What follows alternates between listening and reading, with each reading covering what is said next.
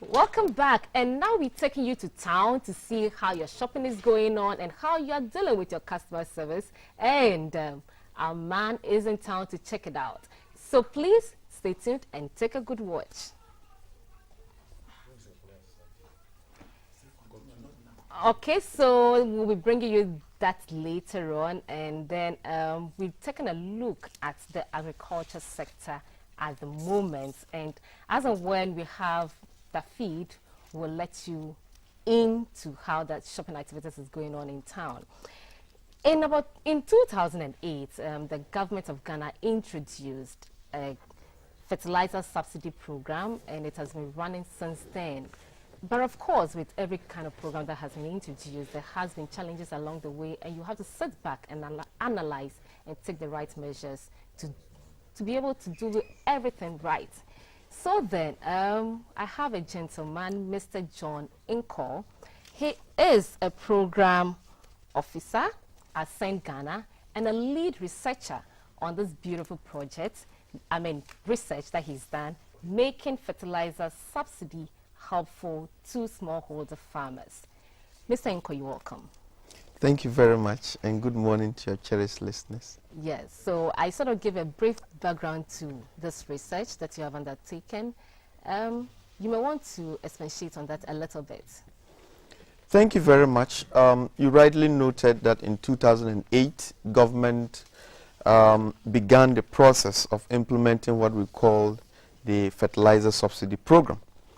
The subsidy program covered basically 3 types of inorganic fertilizers. We talk about the phosphate of ammonia, the urea, and compound fertilizer. Okay. The program continued quite so significantly, and it was a response of government of Ghana to the global financial crisis that was, affecting many countries of the world. It was also in response to the emerging energy and food crisis. Around that time, there was also a food crisis that was emerging. Government further thought that it was important, as part of its efforts towards meeting its food security targets, to build the culture of fertilizer application by many smallholder farmers.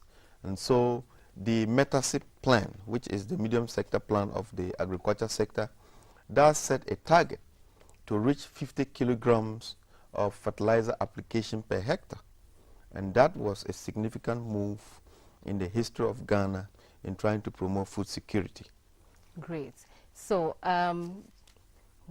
talking about some of the challenges you identified during your research, I would like you to link it to what happened in 2014, because at that time we hear that there was no subsidy on fertilizer. Right.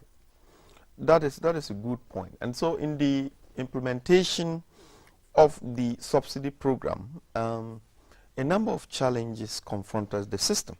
Okay. For example, the challenges included the need for sustainable funding. How was government going to find the money since 2008 to consistently finance the fertilizer subsidy program? And so right about 2014, but even before then, it is important to note that since 2008 right up to 2014, or if you like 2013, government kept faith with the smallholder farmers to the extent that it imported the fertilizer subsidy program. When I say it imported, it supported the private sector. Okay. Importers to import the fertilizer subsidy and distribute to smallholder farmers.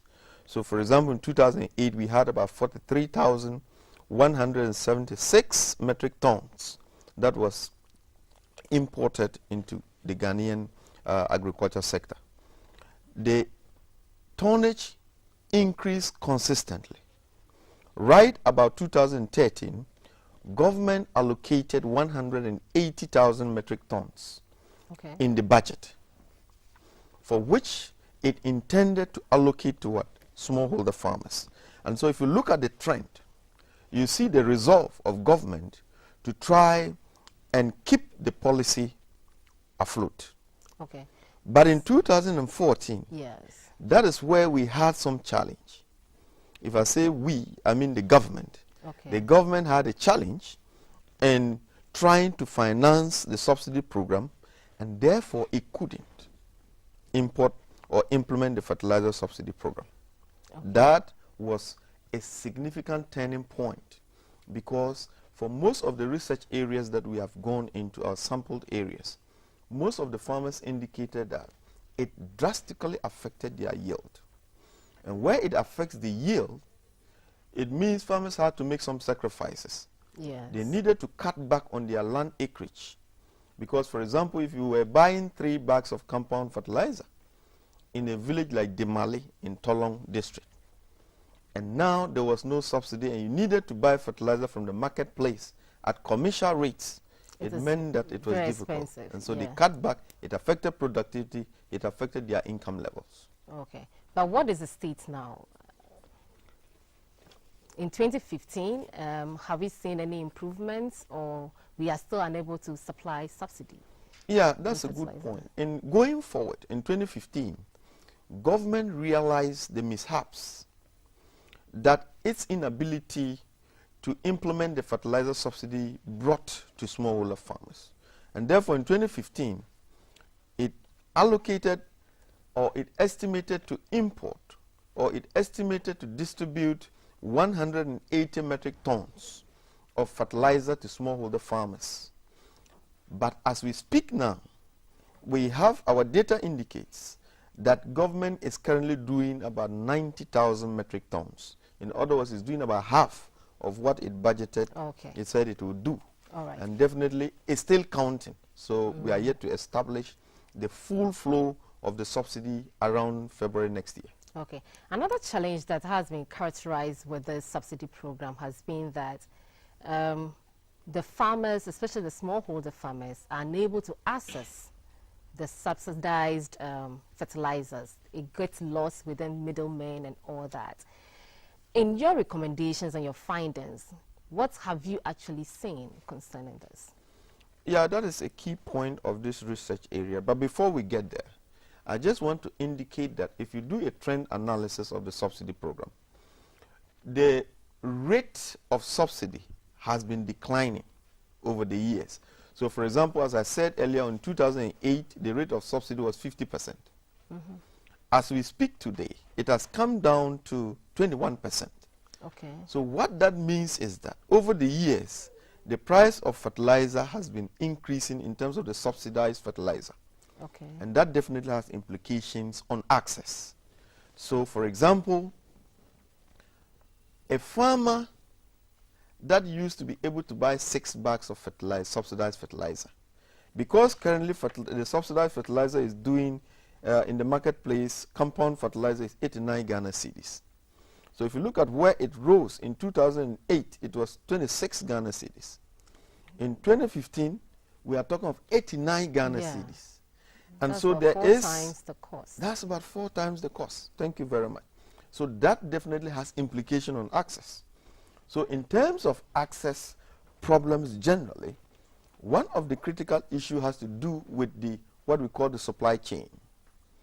The supply chain is characterized by the importers. We talk about Nkaw, we talk about Yara and other major distributors. We also, in between the farmers, we have agents, distribution agents. And they have sales outlets at basically the district levels. So what that means is that a farmer in a village would have to bear the cost of the transportation of the subsidized fertilizer from the district capital to their communities. That also is a factor of their cost, and that has an implication on access. Beyond that, what needs to be done is the need to zone some of the communities so that we decentralize the distribution closer to the communities. And that is one way to increase access. Beyond that, you have some loopholes in the system. So, for example, government has mandated the Ministry of Agric, now we call it the Department of Agric, because it now comes under the district assemblies, to do monitoring of the facility.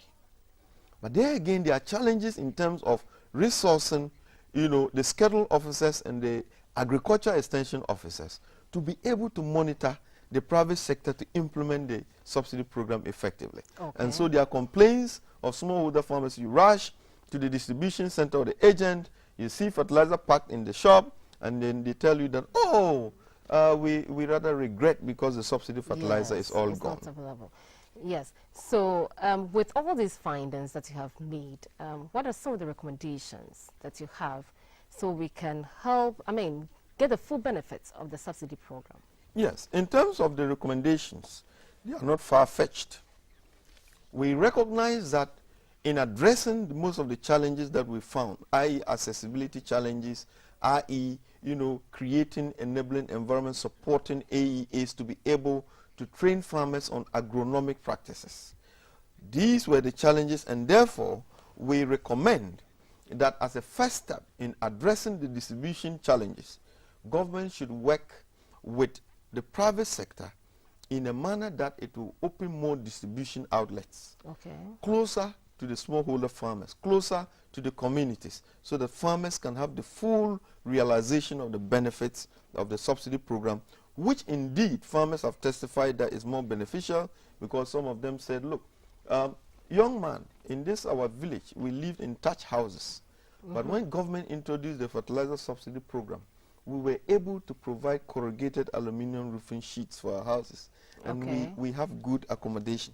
So these are anecdotal evidence of what is coming from the ground. Secondly, in terms of the recommendation, for us to maximize or optimize fertilizer use and therefore increase food productivity, we ought to be able to import the fertilizer at the right time. We ought to be able to get the fertilizer in the right place at the right time, so that the smallholder farmer can access it at the right place at the right time and apply the fertilizer on their farms at the right time. We are facing climate change conditions. And so what happens is that government needs to kickstart the process of supporting the private sector to import fertilizer right in good time. So for example, in northern Ghana, we are currently in the dry season. These are the times that we need to start the processes of fertilizer importation.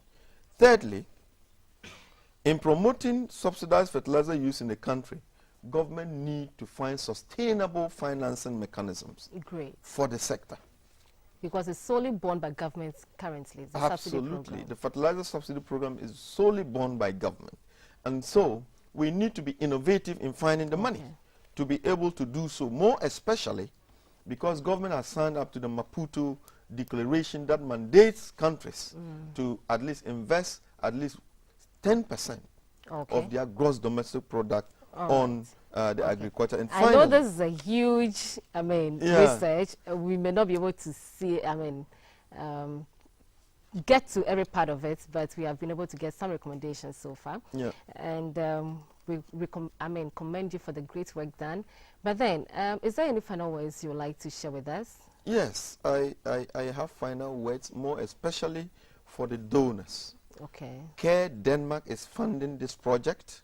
We call it the Northern Ghana CSOs platform on Agric. And so we want to put on record that this is funded by the CARE Denmark, and more especially to thank them for their generous support. But to emphasize that smallholder agriculture constitutes about 70 to 80% of actors in the agri sector. And so government need to find sustainable ways to finance it. Government needs to be able to support the extension officers to monitor and ensure that the loopholes in the subsidy program are reduced. Thank you very much. And this is from Godwin in Tamale, who is also very excited about St. Ghana's work in the northern part of the country. Thank you very much. Mr. John Nkaw, he is a program officer for St. Ghana and a lead researcher in this beautiful research job, which is making fertilizer subsidy helpful to smallholder farmers. The emphasis is on the smallholder farmers. So let's all get ourselves to work and make it available and helpful to them on a timely basis. Thank you very much and have a good morning. Thank you so much, Harriet. I'm happy to be here. Great. Now we're getting it right, and so we are choosing our accessories right. And so this is a segment that is just for you. Madam Emma is in control, and she'll be teaching us as to how we can accessorize our clothing so we look the very best at all times. Get It Right is up next.